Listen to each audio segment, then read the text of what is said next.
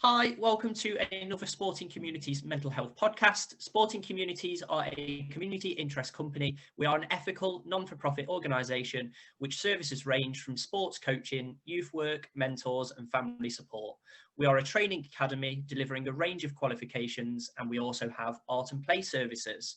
Today, I'm joined by Martine, Denzel and Mim again. So we're just going to do a quick introduction for you all. So starting with you, Mim. Hi, my name's Mim and I've been with the company for just shy of 2 years now, and my role is to go out into the community and engage with all of you lovely people. I've also been involved in the supporting communities mentoring, and outside of work I am studying youth and community development at the University of Derby. Very good, thank you, Mim. And coming to you, Martine. Hi, my name's Martine. I started working with Sporting Communities in the very first lockdown. I'm in a supporting role and I'm working on the Active Youth Project at the minute. And I'm also work for a mental health charity. Great stuff. Denzel. Hi all, I'm Denzel. I've been with Sporting Communities for I think just under half a year as a youth engagement worker. And I'm also currently writing a series of poems for our page and also taking part in a project called Faith, Race and Hate, which discusses hate crimes and preventing them. I'm also a football coach outside of Sporting Communities for Notts County, and I'm currently working on my own musical project, working on R&B and rap songs. Great stuff. And for those who haven't met me before or spoke to me before, I'm James. So I've been with Sporting Communities now for a couple of years, mainly going out into the community, putting on sports sessions, basically trying to put smiles on faces. But while we can't get out into the community, we've been doing these podcasts for you guys to hopefully see you through. Obviously, it's a difficult time for everyone, so we're doing our best to try and bring a bit of uplift, and even if we have to tell some tales that aren't the best, then at least you guys can sort of relate to that and you know that you're not the only ones going through it. So last week, I did actually set a task for everyone. The task was that if you were feeling anxious in a certain situation, to be able to use one of the techniques we spoke about last week. So I'm intrigued to see whether you guys have done it. I have, but I'll leave my story till last because it's a bit of a long one. So if I start with you, Martine, you're smiling, so I'm guessing you have. So I'll come to you first, if you don't mind, if you want to share with everyone what happened. Yeah, no problem. I've had a pretty good week this week, so I haven't had to use it too many times. But a couple of times this week, I have tried your counting out loud, counting to 10, rather than in my head, counting out loud, to just remove yourself from the situation for a few seconds in order to calm back down and be able to see something that's perhaps winding me up a little bit, a bit more in a calmer light. Yeah. How did you find it, Martine? Yeah, it did. It really worked. It did work. Yeah. I'm lucky I'm at home at the minute, so I'm working on my own, so I didn't have anybody like looking at me, what's she doing? I was just going to ask if you've done it, like, has it always been privately or maybe in public at times, maybe on your way to and from places? Or Yeah, I mean, I'm working from home and I haven't had a chance to leave the house very much recently. So yeah, it has been on my own, and that's probably why I've had to use it really, because I have been stuck here behind my computer every day without actually having to, being able to get out and socialize with anybody or anything. Which is tough.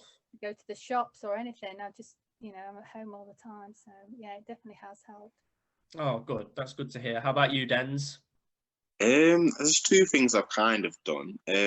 One is what I was originally doing, which is being out every day. I actually recently, about a week and a half ago, started a new full-time 9 to 5. So I've actually had no choice but to get up early and get out anyway. But I've tried also speaking to people over the phone a bit more often. I had a nice video call with my dad. We spoke for literally over an hour. That was the first conversation for a little while. And also my cousin rang me yesterday as well. And I just reached out to people in chats that I'm in a bit more, and just being a bit more open up with them really, and just catching up and keeping up, you know, conversation with those that I'm normally closest to. Yeah, good. Have you found that's helped? Yeah, it has. When I messaged my cousins in our chat the other day, one of them messaged me back and then called me. First time I spoke over the phone to him for a while. That was a nice catch up, again, for about 40 minutes plus. I messaged my dad when I was on my way to work, let him know how it was going and things like that. And then relationships, I've noticed, are just developing even more in recent times, actually, and probably partly down to that. Yeah, good. I think just an odd text to people has made a difference, basically, and then a little conversation over the phone. Yeah, no, 100% it does. 100%. It's made me realise that there's people that care for you, and that I've realised that they've always shown it, but I've only just noticed it more, and that's made me feel quite good about myself and the people I have around me. Yeah, it makes you want to reach out more as yourself as well, doesn't it? So yeah, it has actually. Very good. How about you, Mim? Yeah, so I've again not really been out much. So when I've used the techniques that I've been using this week, it's been more sort of around feeling anxious and stressed about uni work. But what I've been doing is I've actually started writing my feelings down. Sort of Denzel's tip, really, of almost poetry. But it's been really helpful for me to get things sort of down on paper. And just to reflect back on them as well. So I think sometimes when you're feeling sort of overwhelmed and sort of consumed in that emotion, you find it hard to process it. So it's been really helpful for me to sort of look back at what I've written down and be able to sort of further understand it. So yeah, that's what I've done, and I found that really helpful. So thank you guys for sharing all your tips. That's wicked, man. Honestly, that's made me smile like mad. That has. It really has. It really has. I'm so happy that you've even just had the thought of trying something new as well, because I think trying something new can be out of the comfort zone for a lot of people. So it's great that you've done that.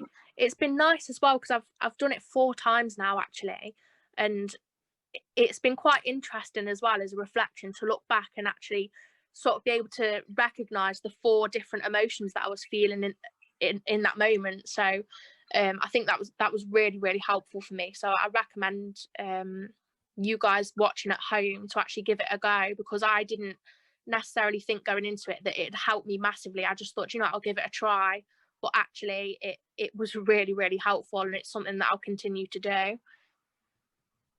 No, that's good. That's really good. So coming to me last, so I've actually been writing stuff down as well, which I never write stuff down. As Martine was saying, my tip from last week was more to count in my head or count out loud to 10 and then just go over and over again with it. I have done that a few times this week, I'm not going to lie, because I've reverted to type.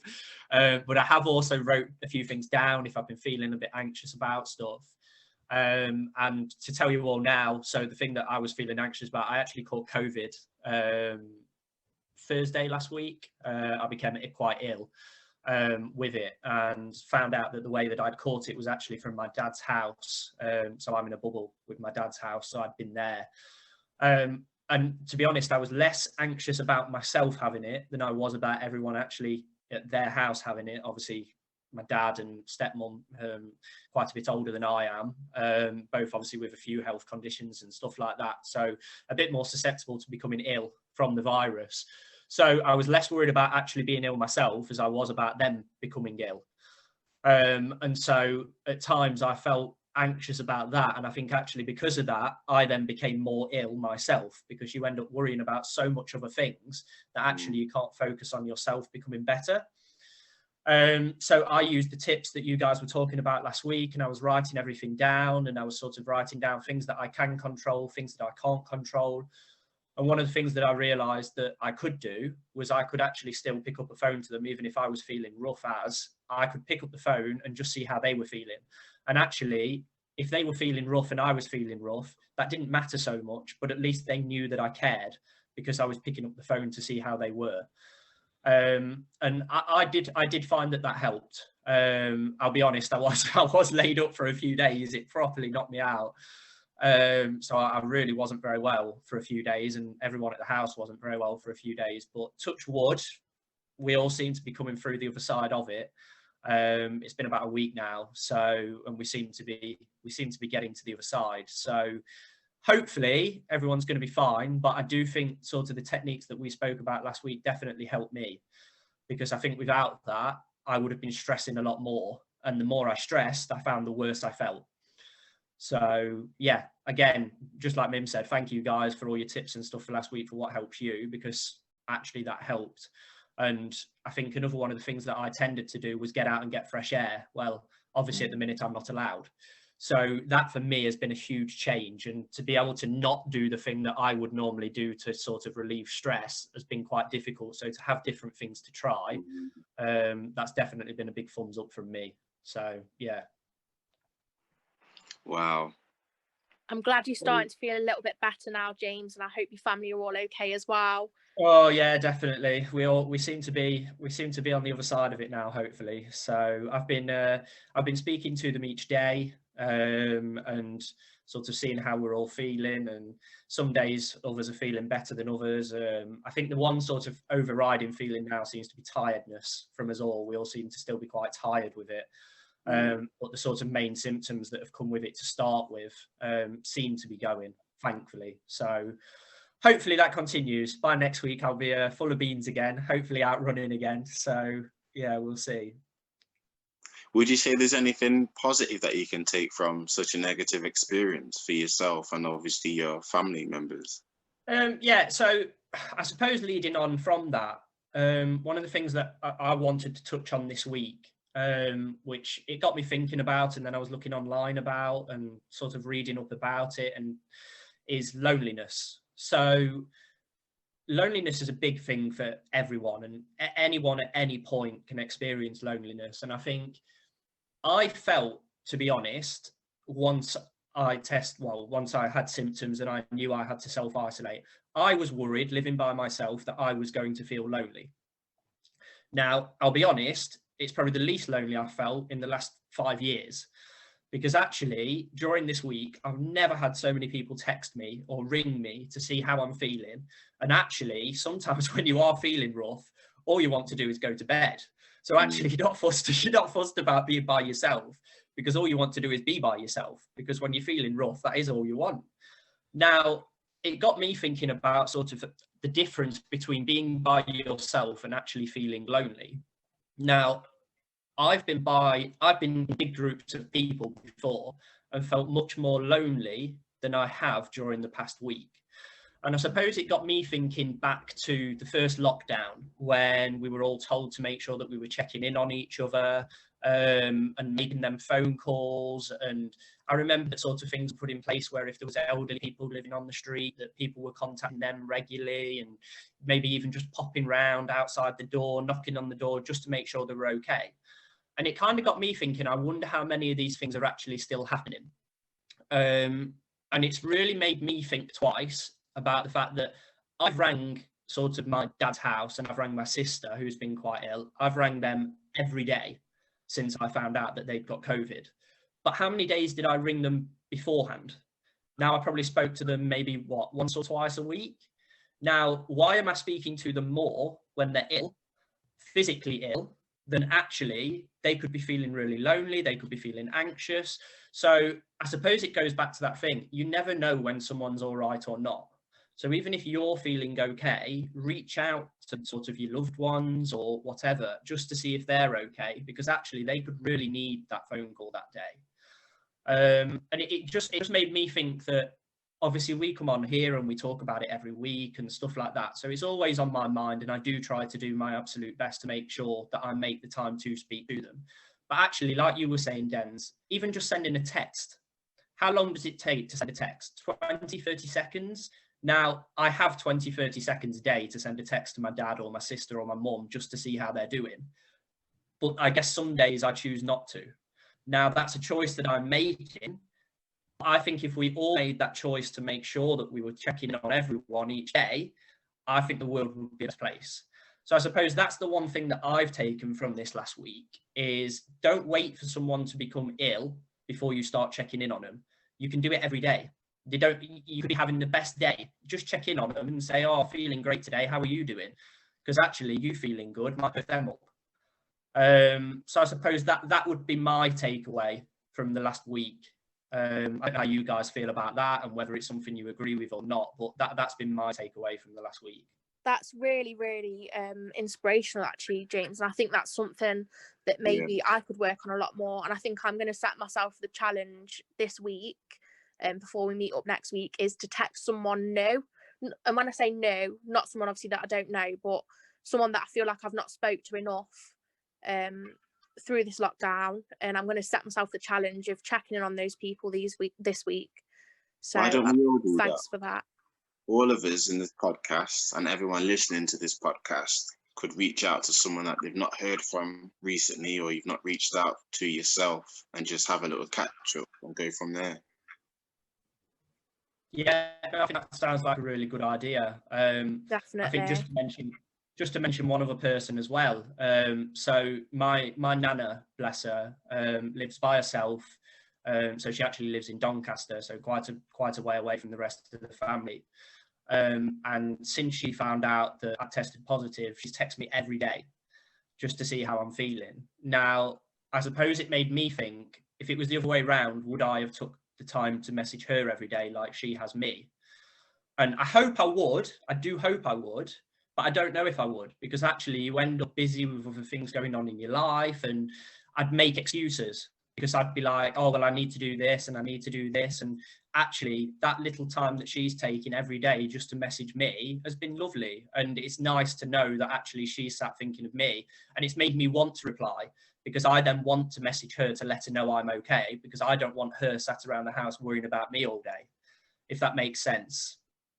So yeah, I think that's a really good idea. I think if we all spend this week reaching out to people, and like I say, if it's just a text message, just to let people know that you're okay and see how they are, I think that would be a really good thing to do. Yeah, 100%. definitely. I spent a lot more time reaching out in the first lockdown than I have this lockdown. Now I realise now that I did have a lot more time because I wasn't working as much in the first lockdown, but I've not really made the time to reach out as much. I've not taken that time when I could have been reaching out to people that I've not spoken to for a while. I've not used it well. Yeah, and I think my sort of message here, it's not for anyone to start like beating themselves up about what they've done or haven't done or anything like that. It's just to think, could I just send that extra text message? Could I make that extra phone call? It's not about them berating yourself and thinking, you know what, I've not done enough, because actually you can't change anything that's happened anyway. But what you can do now is think, do you know what, I'm going to make that little bit more effort than I have been making. And actually the people that you make that with, they'll notice that difference. I mean, Dens, that's a prime example of what you said. You were beaming when you were talking about the fact that like family had messaged you and everything like that, and how it had made you feel this week. Yeah. So that's then perked you up. You then spread that, and that then perks someone else up. And before you know it, everyone that you're speaking to is suddenly a liar. So it does work.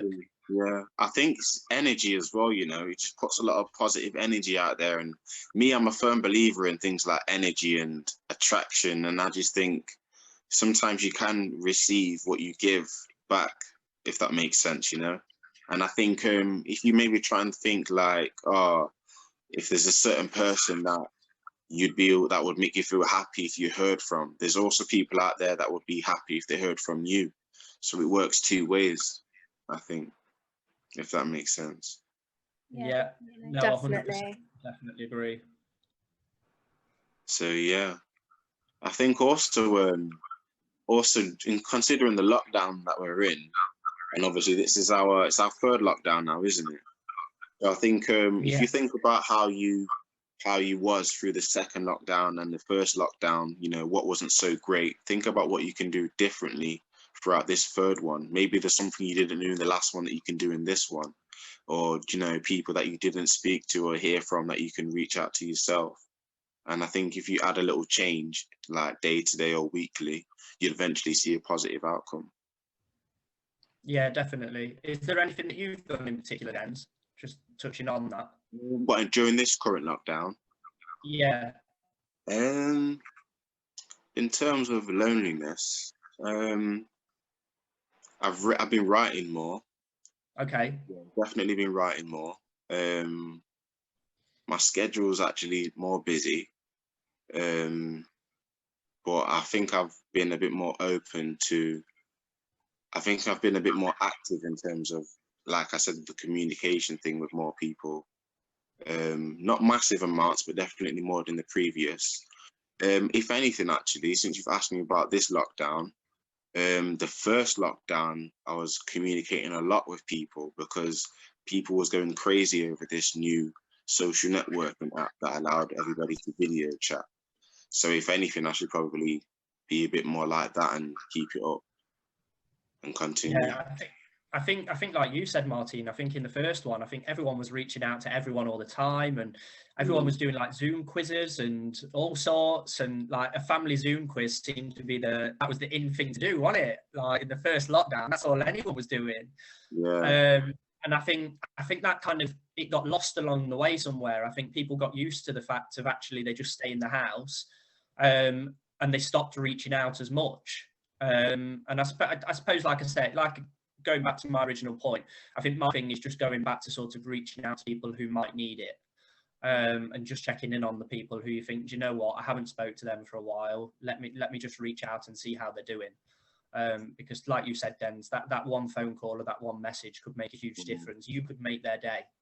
Yeah. So I just want to say to anyone power. listening, sorry, James, to anyone listening, because I think there's also been times personally where I maybe didn't want to really speak to too many people. So there might be a lot of listeners maybe thinking, maybe I just don't know what to say to this person, or maybe I'd like to have a conversation, but maybe not for too long. So what I would suggest for those people out there is just to maybe even have like a group chat, so it's not always directed on yourself and it's not always down to yourself to keep the conversation going or to have an input. Because it might be easier having group conversations than it might be individually. Sometimes if you've not spoke to someone for a while and then you bump into them, it can be awkward at times. Or maybe the relationship isn't, as what it once was. So maybe like if you set up a group chat, if everyone's got WhatsApp, you could have maybe a group video call like we're doing on Zoom or something like that, just to sort of ease your way back into it and make sure that the attention's not all on yourself. Yeah, it tends to be more light-hearted as well, doesn't it? If you're in a group chat, it tends to be a lot more light-hearted. And then if you feel like, you know what, you want to open up about something, or someone wants to open up to you about something, they can always message you privately or likewise. Yeah. But like you say, it does tend to be a bit more light-hearted. It can be a little bit more of a laugh, a bit more of a joke, I think, if you're on a group chat. Also, if let's just say to anyone listening, including ourselves, that has been struggling lately and feeling lonely, but you're not too sure if you want to open up or how to, perhaps if there was a certain topic being discussed in the group chat or the video call, you might be more likely to raise the subject matter up if you've heard somebody else speak on it.